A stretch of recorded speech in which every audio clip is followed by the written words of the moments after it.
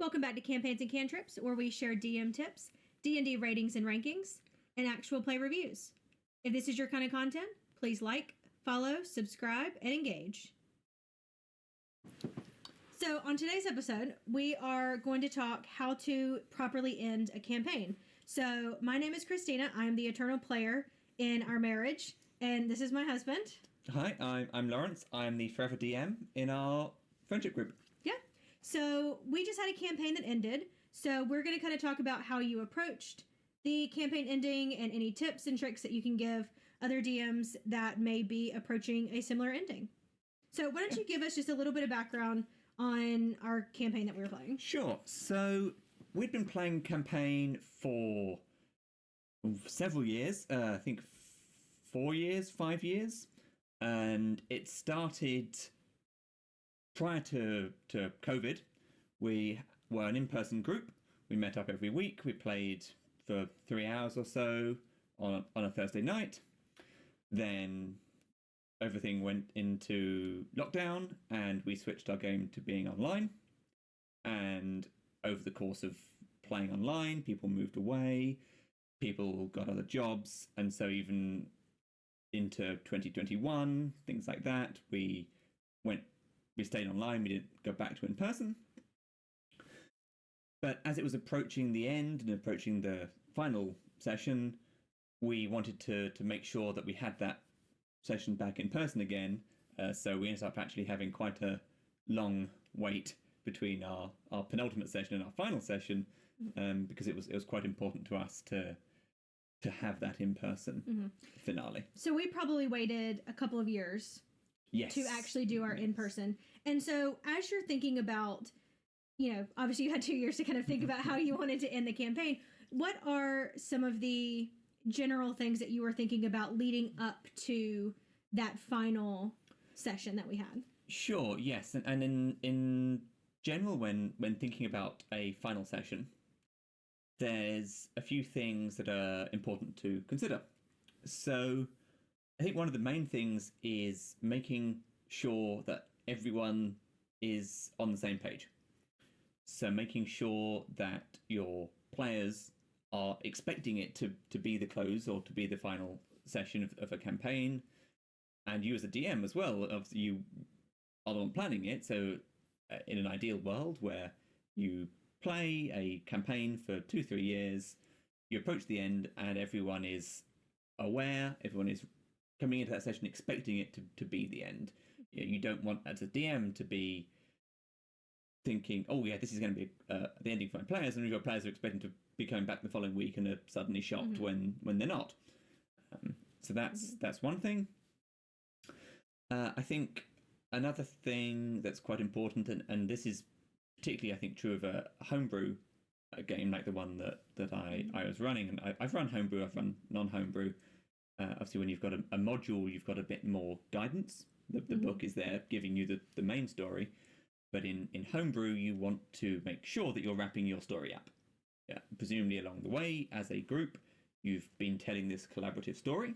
That's why we play the game, or partly why we play the game. And you want to make sure that that story has a conclusion. It has an ending, as any good tale should. And presumably by this point, if you've been playing a while, you have a major story arc. Yes, that the characters are involved in. Yes, and that's certainly the type of campaign that we're thinking of here. And that isn't to say there's perfectly valid to have different forms of different types of campaign. If you're just meeting weekly and playing sort of weekly Monster of the Week style, then you might not. So it's obviously if you're planning on stopping those games, you'd want to have that conversation before the session. But yes, when I'm talking about wrapping up the story, when your players have been playing a storyline together. And the other thing that's good to wrap up is your players' storylines. And depending on this type of game and how long you've been playing, some already may have been wrapped up. And probably by the time you reach a final session, most of your players' plot hooks have been wrapped up. But you would want to make sure, particularly if you've got a player who's very keen on role playing, they're very tied in with the world, that their personal story also has a conclusion. Mm-hmm.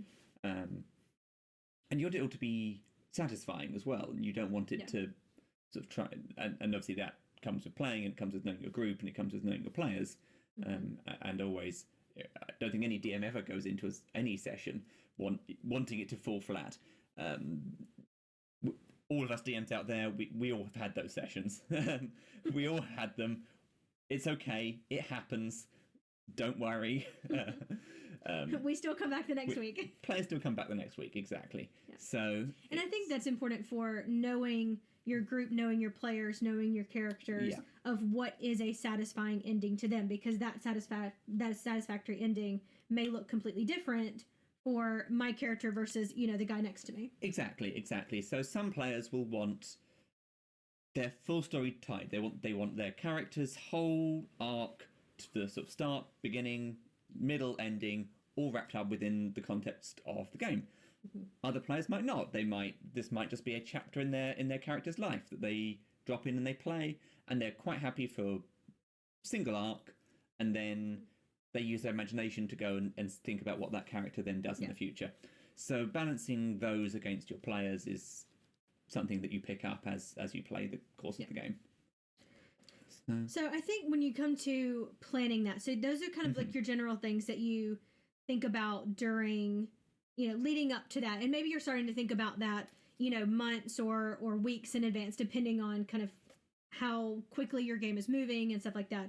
But when you actually get to planning that session, what does that look like in comparison to just planning for a regular week? It's very similar. So you're planning for a session like you're planning for any other session. So whatever prep that you would usually do, so if you've got a big combat, if your prep is to go through the monsters and jot down maybe their key abilities, work out how many you're running, things like that, whatever balancing you want to do, that all stays the same. In terms of what you want to do for your players, that all stays the same. Really, the players are coming to your game because they like how you DM. So it can be very easy when you're planning for a final session to think, I need to plan something different. I need to plan something extra. I need to plan. And I think it is important to make it special. If it's particularly if in our case it was a 4 or 5 year game. Yeah. Including a 2-year break in the middle. Yeah. So it is important to make it special, and it is maybe important to plan something a little bit extra. So we plan for ours to be in person. Maybe if you only play for 2 hours a week, try and see if you can find a time when you can have a longer, maybe have a 4-hour session, have a little bit of something. Yeah. But don't sit down when you actually say, I need to plan this monster. Think, how can I make this monster, like, do I have to do something different? Do I have to role play them differently? Do I have to run something different? No, not really, because your players are enjoying the sessions that you've planned. If they're coming back to you week after week, month after month, year after year, you're obviously planning something right. Yeah. So don't stress about making your planning that different. Yeah. And I think some of that probably falls into, again, I mean, so much of this obviously comes back to knowing your players and knowing your group and knowing your campaign. Yes, and everyone is different. Yeah. And what is what are they looking to get at? Because if you have a very, combat-oriented group, and all of a sudden your final session is some very intense, deep role-playing, that's not a satisfactory session. So you don't want to plan contrary to, the general vibe of your campaign. Yeah. Yes, absolutely. If you're, let's say you are a very heavy role play group, and most of what your players enjoy is those character interactions. They enjoy talking to you and role playing with you as a DM. They enjoy sessions where they're talking and interacting with each other's characters, and you as the DM are just sitting back going, this is great. I don't have to do anything for 2 hours. All of my players are talking to each other, and this is fantastic. If that's the group that you've got, then don't plan a final session that is combat start to finish, no time to talk, no time to interact. And yes, as you said, the opposite is obviously true. If you're mostly fighting every week, your players are probably going to expect a final session where they're fighting something. Yeah. So plan around that accordingly. Now, but taking that a step further of, yes, you want to plan for essentially kind of what you've been doing. You don't want to change it up too much. But how do you make that special? Like, where can you put in those bits where you sit down at the table and your players go, okay, this is a bit special, like we're doing something great together? Yes, sure. So some of that does come back to trying to find a bit of extra time, maybe trying to get a group together if you have been online. Obviously, if that's not possible, that you absolutely don't have to suddenly force all of your players to come play in person. Yes. But maybe try and get a bit of extra time, but get something a bit longer. You can add a little bit to the monsters. One thing that they added, actually, this was a few years ago in one of the source books, was mythic actions. So maybe you look to give your final boss a mythic action. That's where when they hit 0, essentially they take a second form and they come back with more ability or different ability, different power.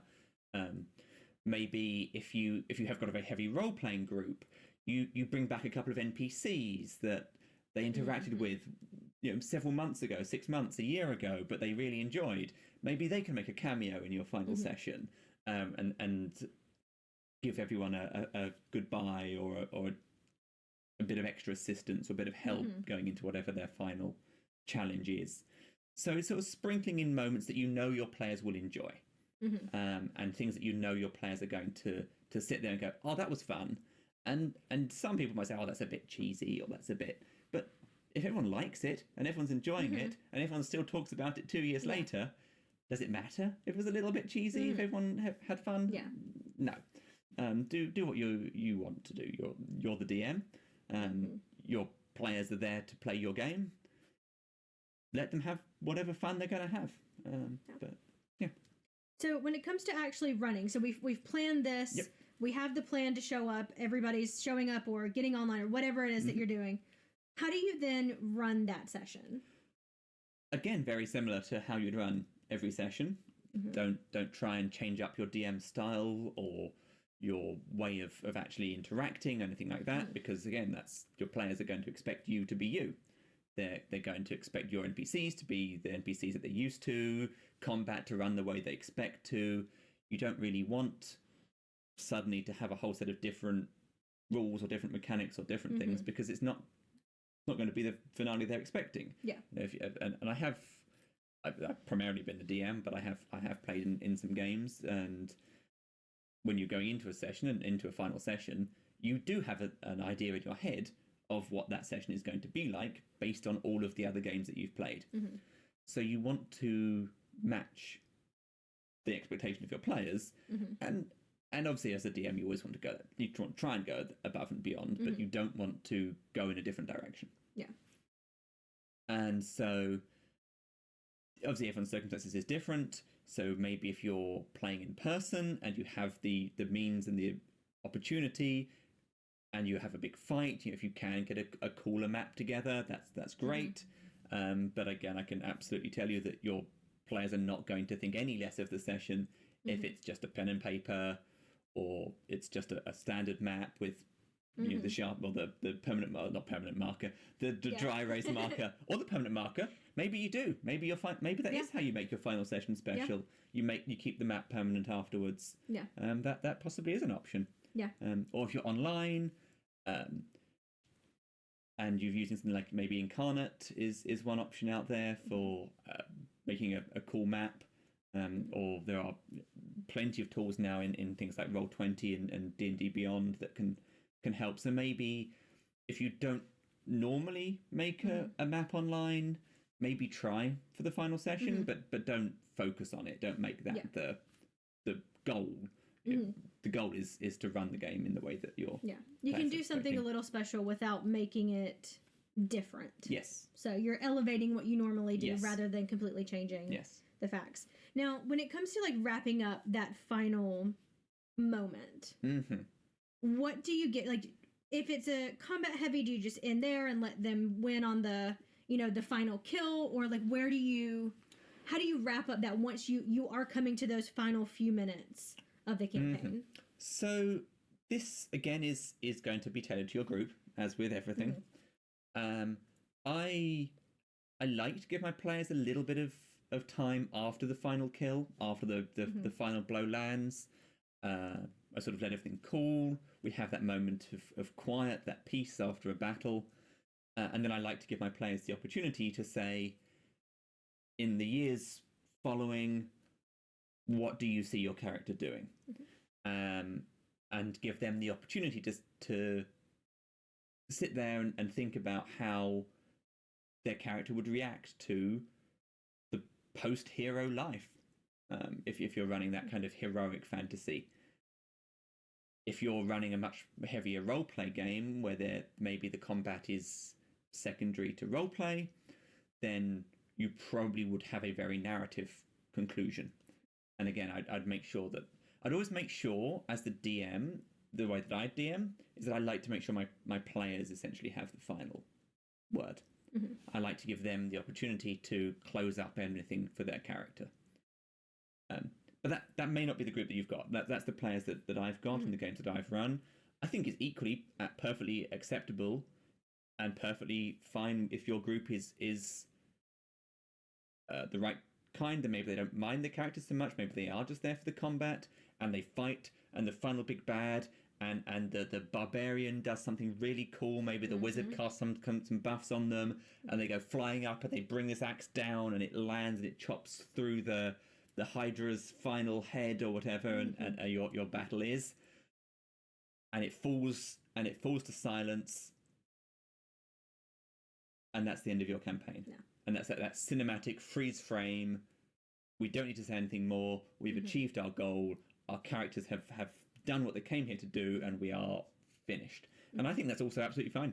And if that's what your players want, and you know going into that your players will like that, absolutely go. Be free, have fun, kill as many monsters as you like, and leave the narrative to a different group. And I think some of it is, when you get into that final moment, and if you do offer your players the chance to talk about where they see themselves in the future or anything like that, and having an open expectation for how much people want to give. Because some people may say, I ride off into the sunset and I, help out where I can, something very simple. Or they may want to have a little role-playing session with you to finish that. And so it's opening up the expectations to whatever specific thing that character may need, or that player may need to feel satisfied with the end of that campaign. Yeah, and there's actually nothing wrong either with, before the final session, just sending a message to your players, either individually or as a group, and just saying, hey, we know we've got the final session coming up. Is there anything that you would like to achieve on your character before the end of the campaign? Over the course of this session, and that's absolutely fine. We are playing a game, and we want everyone to make sure that they're having fun. But there is always going to be the element of, well, it is a game. We can just talk to each other outside of the game and make sure that everyone's happy with what is going into it, and you can still have a very fun final session, even if one of the players does know that at some point in their, they've said that they want to find out what happened to their father, and that hasn't yet been wrapped up. And you can be like, yep, sure, I'll make sure that in our final session you know. You don't have to tell them what that was. But you can hold that, but they know that it's coming. It's not going to impact their enjoyment. If anything, they're going to be more excited because they know that they're going to get a conclusion to that thread. And as a DM, you might have forgotten because you're trying to balance 4, 5, 6, or however large your group is, all of their expectations. And as a DM, sometimes what you think wasn't as important to a player actually really was, and what they said back in session 3, they were hoping for a follow-up to that, and you haven't provided it. If you just drop that message and say, hey, what are you hoping to get out of this, and they remind you about this thing that you'd completely forgotten about, that's good for you, because you now know, I need to plan this in, and your player's now going to go, I'm going to get this moment that I was waiting for. And you can now match that expectation. So, and then at the end of the session, you're not having players sitting there going, I really wish they'd touched on this, or I'd really wish I'd got to. And it could be they want to use a cool ability. Maybe they got a cool ability that they were excited to use, and no combat or no opportunity has yet come up that they've been able to use it in. And it might just be, I really want to use this in a fight, or maybe they've got a social encounter. Maybe they've got maybe it's a bard with was it the glamour bard that's got their performance they can do to charm people. Maybe they were really hoping to use that at least once before a campaign ends, and they've not been able to. So it could be something as simple as that. And then you can just work that in 10 minutes into the session, and then they go home happy. I think that's just a good tip in general of checking in with your players and having that open conversation of, even if you're not coming to the end of the campaign, maybe you're just coming to the end of this arc, and okay, what kinds of things do you want to see, maybe for your character in the next arc? What are some things that you're looking for? What are some things maybe that mechanically you haven't been able to do that you'd really like to do? And not saying that that's immediately going to happen, but just a general check-in of, it's a good habit to get into. Even before the final campaign. So we have a couple of questions. From Silence Will Fall. And they have asked, so there's 3 questions here. So the first one is, what are your thoughts on the dramatic ending to pair with the typical dramatic start to a campaign? I'm planning on having a dragon storm the parade for our heroes and having that as the final battle that they aren't expecting. Is that a good idea? Ooh, okay. So first of all, dragon storming, fantastic. Always in.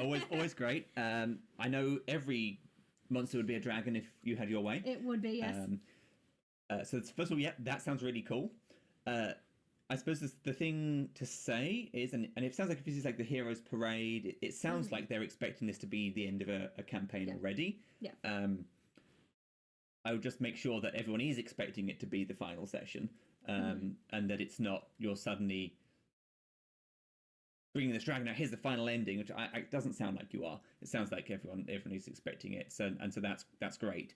I think that's a great idea. I think having a surprise in the final session, absolutely no problems with that. Again, matching the nature of your group, as we said earlier.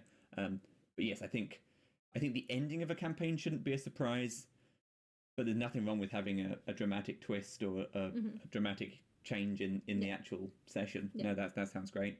It shouldn't be a surprise that it's ending, but throwing a surprise at your players at the end could be a fun thing. Twist. I think you should steal that for ours for the next one. So next question is, what are your thoughts on having future campaigns set in the same world that have the old heroes either turn up or be known of? So I love reusing a world. From the DM side of things, half of my work is already done. If I've already planned these cities, I've planned these locations, then love reusing a world there. I think no issues with references or occasionally bringing back previous heroes. I think have to be careful. I think you want to make sure that the current players are always the focus of the game. You don't want to necessarily feel like you're in the shadow of a previous character, because if it's your character, that probably feels cool and probably feels fun. But if I'm sitting here and maybe your group is a different group, even someone might have dropped out and someone new comes in, and you're sitting there and all you're hearing week after week is someone else's former character, that's going to get old quite quick. So cool reference, and players love references to things they've done previously. So I think, particularly if you've maybe set it, I try and set it long enough after that those characters aren't necessarily still around, or maybe if you do have a particularly long lived, maybe you've got an elf or a druid, someone like that, maybe they're around but they've retired to their own area, maybe they've moved away or they've moved out of the adventuring space, so they're not constantly competing.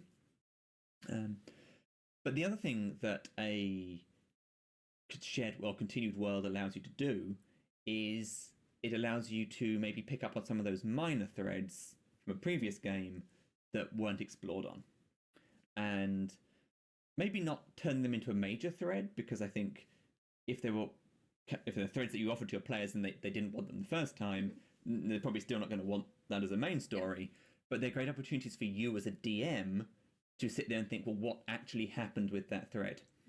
So maybe there was a plot to assassinate the king, and you sort of dangled this at your players, and they kind of went, not really, that's political intrigue, we're not, it's not for us. But go back to the dragons. Go back to the dragons. Yeah. But you now, as a DM, well, you added that to your world. So you can now sit there and think, well, what happened? My heroes didn't stop that plot. So did that plot now succeed? Was the king now assassinated? Is that city now in political turmoil because of it? And that can then make something quite interesting for your future game. And your players can sit there and be like, oh yeah, we didn't do that thing. Oh, this is now what's like and that gives that ramification, that gives that implication that actually actions do have consequences. And it can go the other way as well. Like you can have positive consequences for things that they did do. So maybe they did, maybe the other thing is true. Maybe they saved the king and now they go to that city again and there is a statue in their memory that has been erected in the palace. And your players can look at it and go, oh, that was us. We did that in a previous game. And I think that can be quite fun. It helps it feel like a living, breathing world, that things have happened from the time that your first heroes were the heroes to now your new heroes are your heroes. And it helps connect that without having, I think, the old heroes just lauding over this new campaign. Yes, I'd be careful about setting another campaign in the same time or up. I think you can do it, but I think you'd have to be a bit more careful. Or change your if you have a multi-location world, maybe change your location or something like that. Yes, I think, and I have seen very cool ideas where you have one campaign and then you start a different campaign in a different world, also in the same world, but in a different location at the same sort of time. And every now and then you hear snippets or you hear news from something that's happening the other side of the world that's your other players in their previous campaign. I think that can be done and it can work, but you have to be a little bit more careful. Yeah, and I think some of it maybe depend on the type of campaign. If you're doing these grand world-ending things, you can only have so many grand world-ending things happening at one time. Yes, definitely. Okay, so next question is, do you feel that starting a new campaign in the same world may cause a level of metagaming where these level 1 players know what the main Eye of the Beholder does or something specific in the world does or how hard the giants hit, things about your monsters or the things that live in your world. Indirectly, obviously, as it's just knowledge that they as players have gathered, but their characters not necessarily haven't. Sure, I think that's always a challenge as a DM, not necessarily even in starting a new game in the same world. I think every DM at some point has sat down and realised that all of their players know what they're dealing with. Oh, it's a zombie. Well, that's really not going to hit very hard and probably very squishy. Or, oh, it's a red dragon. Okay, maybe we should go in with fire resistance armor. Every DM has that experience, and I think a level of it is just you have to trust your players. I think all players do, or most players. There's always a few who are there to metagame as much as possible, but most players want to have fun and have that element of surprise and an element of fun.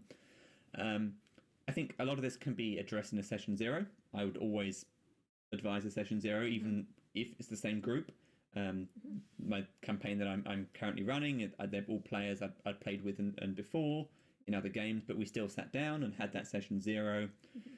It's a great opportunity for you as a DM to sort of set those expectations.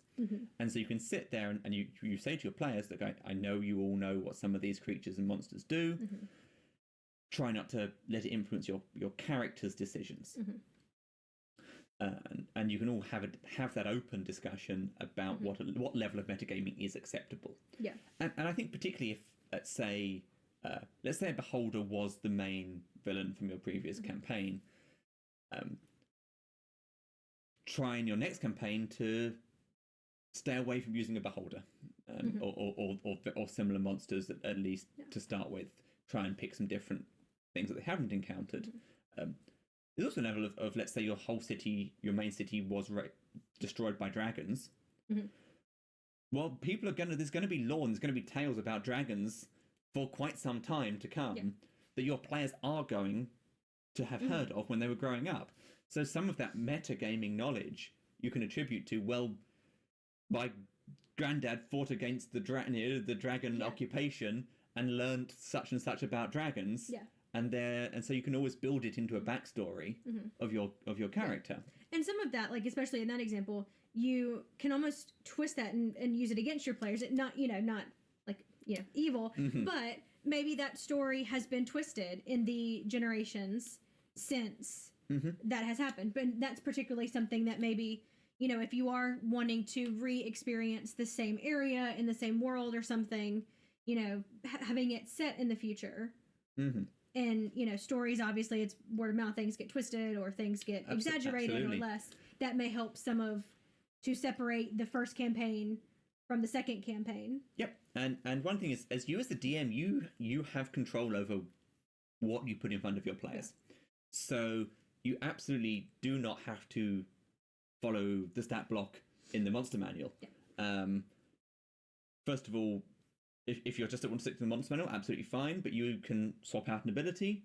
You can swap a damage type or a resistance if you think that your players are going to metagame around it too much and you want to throw a little surprise. Or there are a whole host of fantastic third-party material out there with monsters and creatures and things that your players probably won't have ever seen before. So if you want to really keep it fresh and make sure, without making those changes yourself, if you don't have time, you just have time to pick a creature from a stat block that week. Or that's just not your forte as a DM. Or it's not your forte and you don't enjoy it and you just want something in front of you, then look at some of these other content. So Cobbled Press do a fantastic range of 5e compatible books. If you're running different systems, there's different third-party material that you can get for those, and pick something from there. Your players almost certainly won't know what's coming. They won't necessarily know what to expect. So if that's something that's really a concern to you, that you're really worried that they're going to have seen this before and know what to do in advance, then go to these other options and pick something that they've never heard of. Very good. Okay.